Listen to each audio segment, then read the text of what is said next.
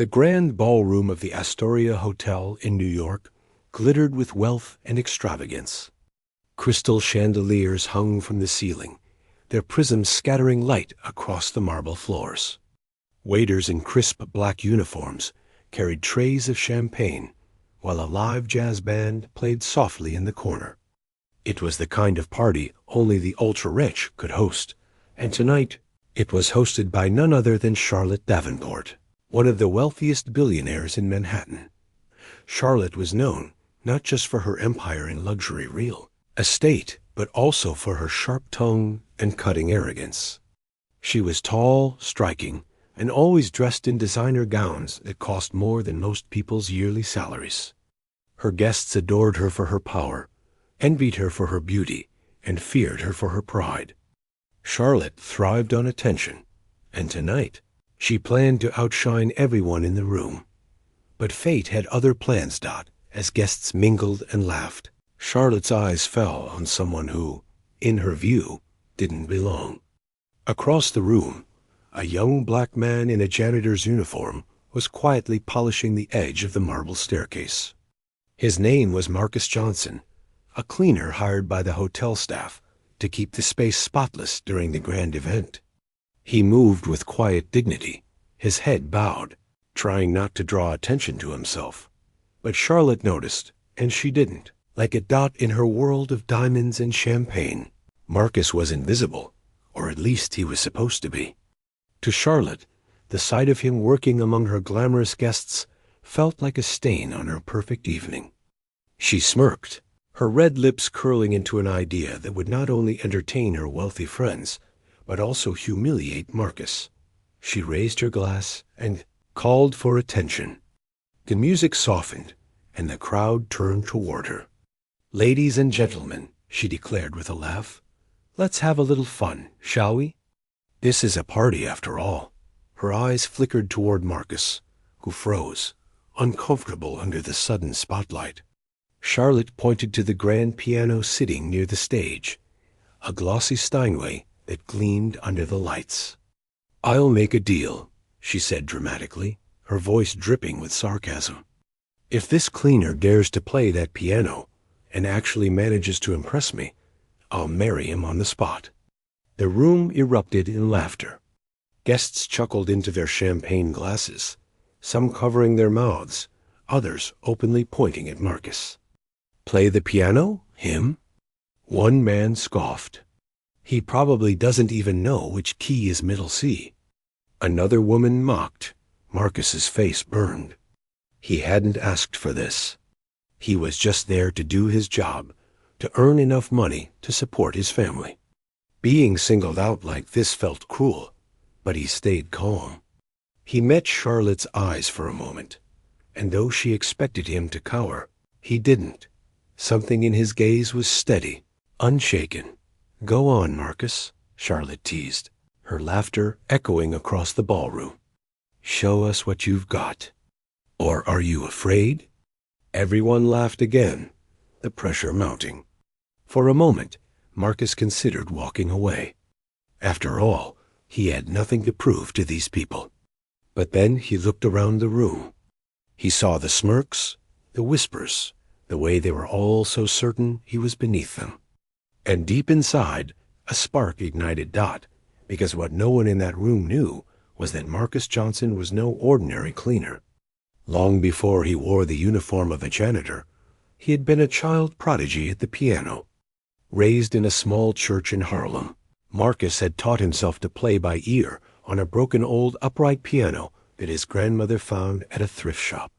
By the age of 12, he could play pieces by Mozart and Beethoven without ever looking at sheet music. Music had been his passion, his escape, his gift. But life had been cruel family struggles, financial hardship, and the need to work young had pulled him away from his dreams. Still, the genius never left him, Dot, and now, standing in the middle of a ballroom filled with the city's elite, Marcus realized something. This was his moment.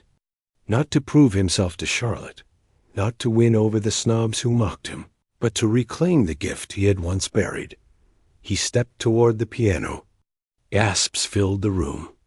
Some guests chuckled, whispering, "This is going to be embarrassing." Charlotte leaned back in her chair, confident she was about to enjoy a spectacle of failure.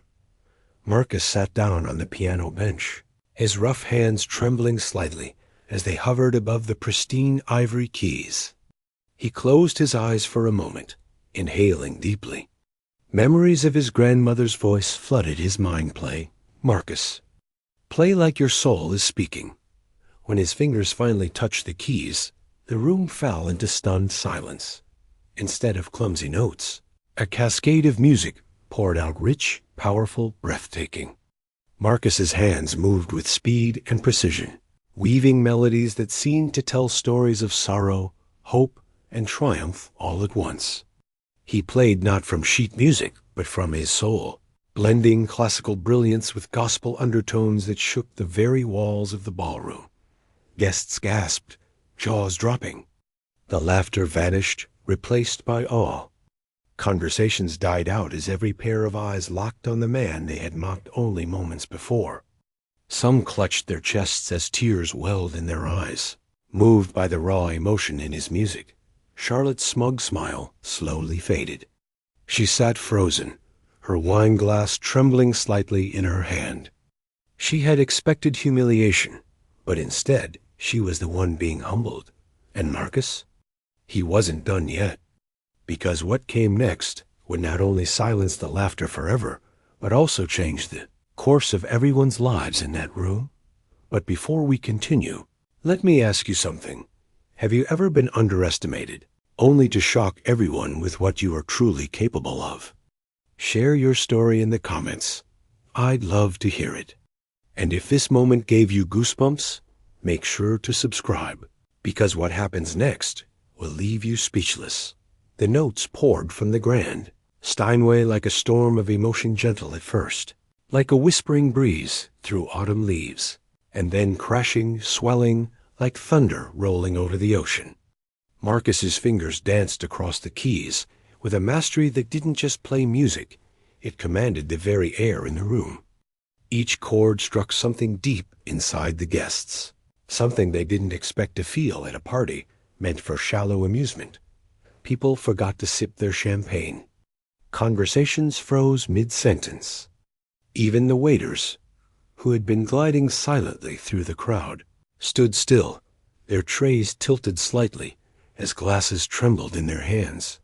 For the first time in her life, Charlotte Davenport wasn't the center of attention. Marcus was. The billionaire's smirk had completely vanished. At first, Charlotte tried to convince herself it was a fluke. Maybe the cleaner had memorized one short piece, some show-off trick to impress. But as the minutes passed, and Marcus seamlessly wove classical, jazz, and gospel into an improvisation that filled the cavernous room with heart-stopping beauty, her chest tightened. The pride she wore like armor began to crack. The crowd could no longer contain themselves. A murmur rose, one of awe rather than mockery. "My God, he's incredible," whispered a woman in pearls, her voice trembling. A man in a tailored Armani suit leaned toward his wife, his jaw slack. "I'd pay thousands to hear him in concert." "Who is he?" And still Marcus played. His eyes were closed, his body swaying slightly with the rhythm. To him, the audience no longer existed. He wasn't in the Astoria Hotel, surrounded by billionaires and critics.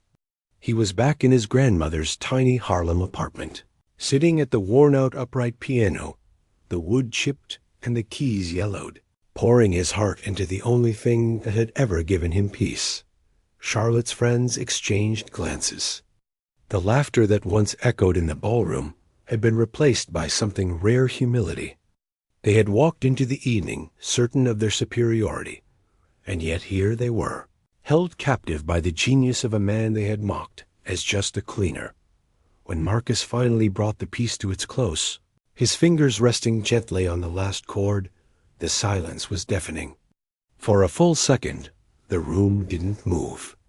It was as though the walls themselves were holding their breath. Then applause erupted like thunder. Guests leapt to their feet, clapping, cheering, some even whistling. The sound shook the chandeliers. "Bravo!" cried one man near the front.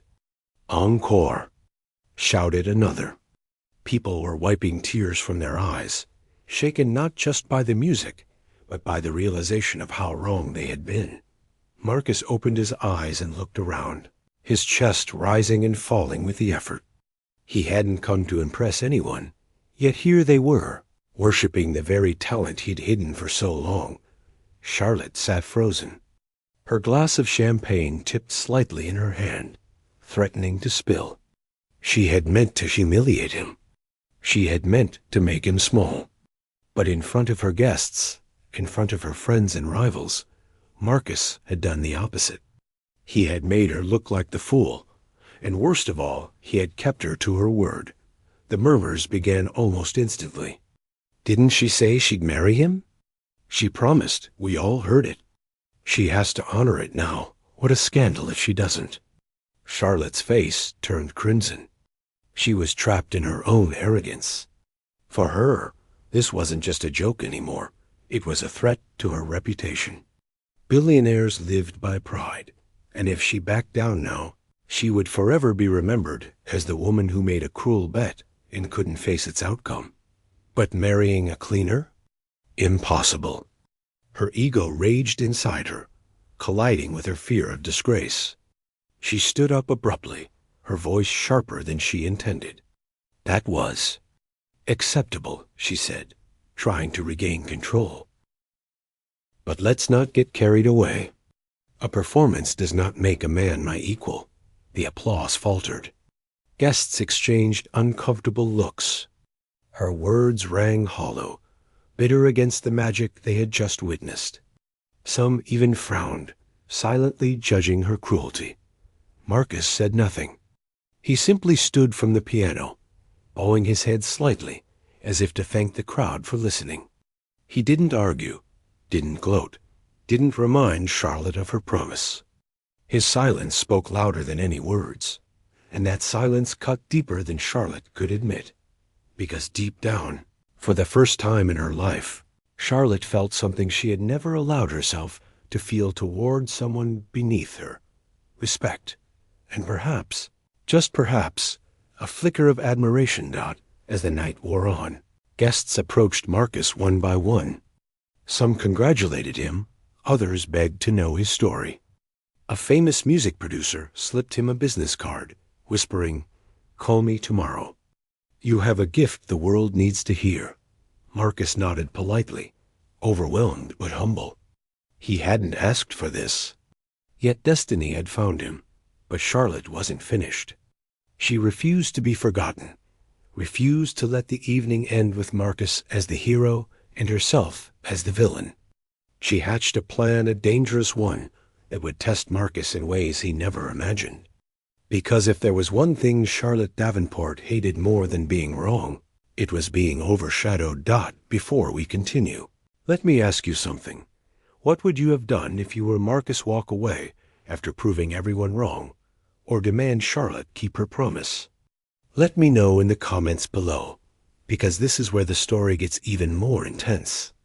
And don't forget subscribe so you don't miss part 3, because Marcus's journey is only just beginning. The ballroom was still buzzing with energy long after Marcus left the piano bench. Guests couldn't stop talking about what they had just witnessed. Some compared him to legends. Others insisted they had never heard anything so moving in their lives. For many, the party would no longer be remembered as Charlotte Davenport's grand gala, but as the night the janitor stunned New York. And that thought cut Charlotte to the core. She stood by the champagne fountain, her designer heels clicking nervously against the marble floor, pretending to smile at the guests who approached her. But inside, she seethed. This was supposed to be her night. The world revolved around her wealth, her power, her image. And yet here she was, playing second to a man she had mocked, a man who had stolen the spotlight without even trying. Marcus, meanwhile, was surrounded by a small crowd near the piano. People leaned in eagerly, desperate to know his story. He answered humbly, his voice soft but clear. He spoke of his childhood in Harlem, of the old upright piano his grandmother found, of teaching himself to play. He admitted that life had forced him away from music, that cleaning jobs paid the bills while dreams gathered dust.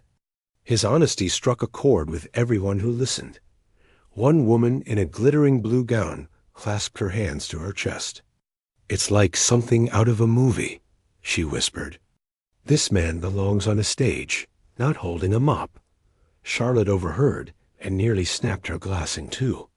Rage burned in her chest, but beneath that rage was something she hated even more: envy.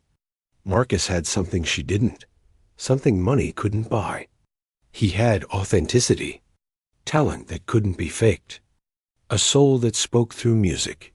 She had spent her whole life climbing higher, surrounding herself with luxury, convincing herself that made her special. But the applause for Marcus had shaken her. For the first time, she felt insecure. Determined not to lose face, Charlotte approached Marcus with a calculated smile. The crowd around him parted, curiosity sparking in their eyes. After all, they remembered her promise. "Well," Charlotte said coolly, her voice loud enough for others to hear, "I must admit, you surprised us all. You played adequately." Gasps rippled through the guests. They had witnessed genius, and Charlotte dared to call it adequate. Marcus looked at her calmly, his expression unreadable. "Thank you, ma'am," he said simply, his humility disarming her venom. Charlotte hated that. She wanted him rattled, defensive, begging for approval. Instead, he was steady like a mountain that no storm could move. Trying to claw back control, she raised her chin. "But let's not forget the deal. I was joking, of course, but everyone here seems to take it seriously. Imagine the headlines: Billionaire marries janitor after party dare. Ridiculous, isn't it?"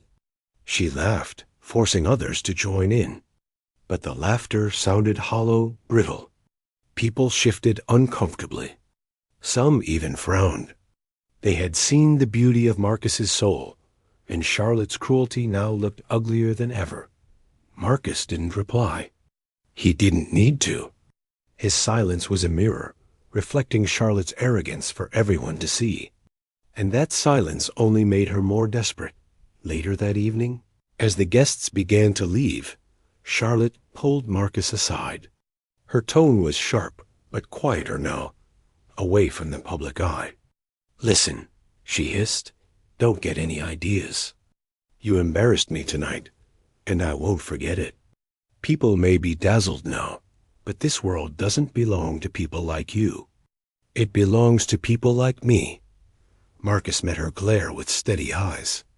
"The world belongs to those who have something real to give," he said softly. "And I gave them music." Charlotte felt the sting of those words long after he walked away. But while Charlotte wrestled with pride and fear, Marcus walked out of the Astoria Hotel into the cool night air with something he hadn't felt in years' hope. He pulled the music producer's business card from his pocket and stared at it under the glow of the streetlights. For so long, he had buried his gift. But tonight, it had resurfaced.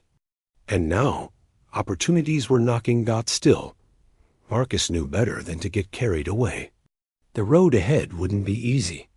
Not everyone in Charlotte's circle would celebrate his rise. Some would try to stop him. Some, like Charlotte herself, might even sabotage him.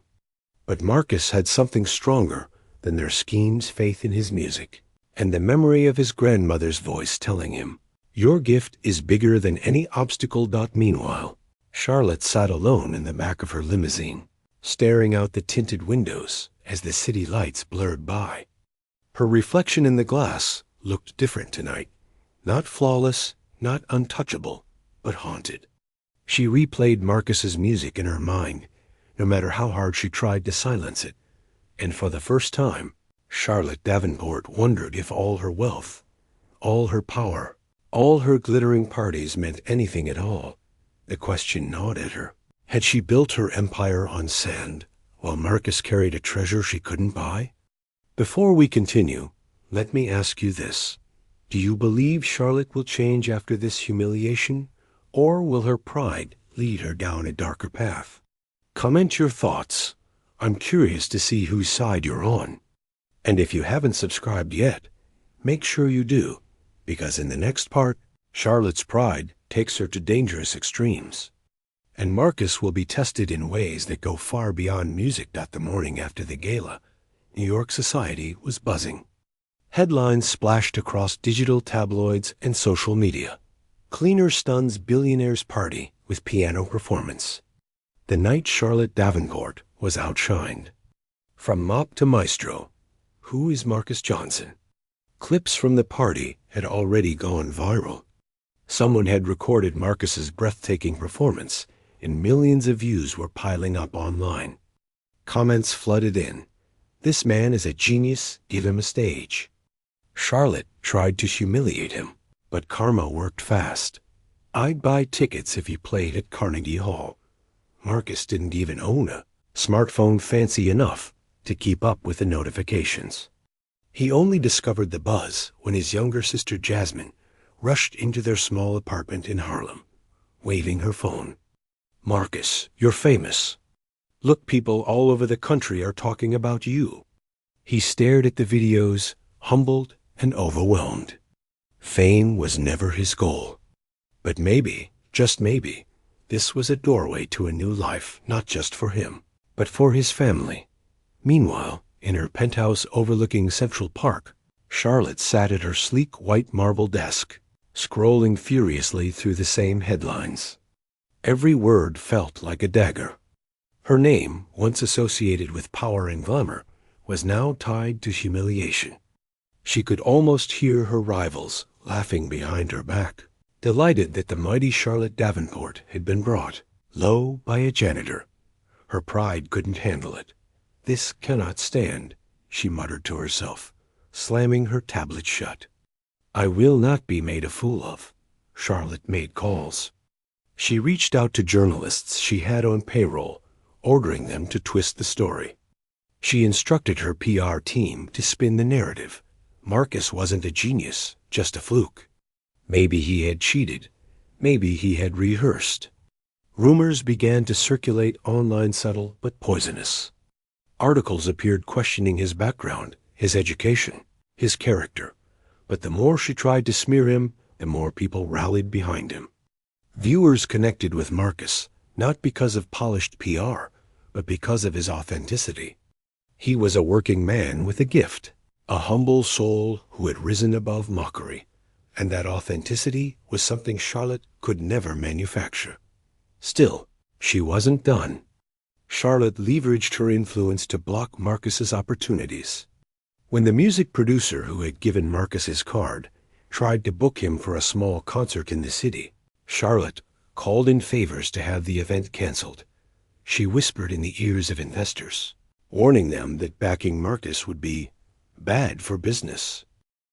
She even threatened to pull funding from charities and venues that considered hosting him. Marcus began to feel the invisible walls closing in. Every time he thought he had a chance, it crumbled at the last moment. But instead of giving up, he turned inward. He went back to the old church piano in Harlem, where it had all begun. He practiced for hours, pouring his frustration, his hope, and his faith into every note. The neighborhood children would gather at the windows to listen, their eyes wide with wonder. One Sunday, the church pastor approached him. Marcus, your music is more powerful than any stage. Don't play for the world's approval.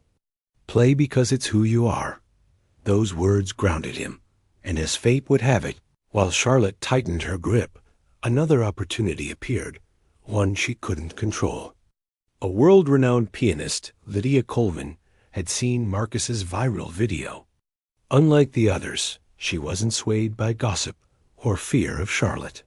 She reached out directly, inviting Marcus to perform as a guest at her upcoming charity concert in Carnegie Hall. Marcus was hesitant, knowing Charlotte's reach was long. But Lydia's words gave him courage. True talent can't be buried. If you're ready, the world is ready for you.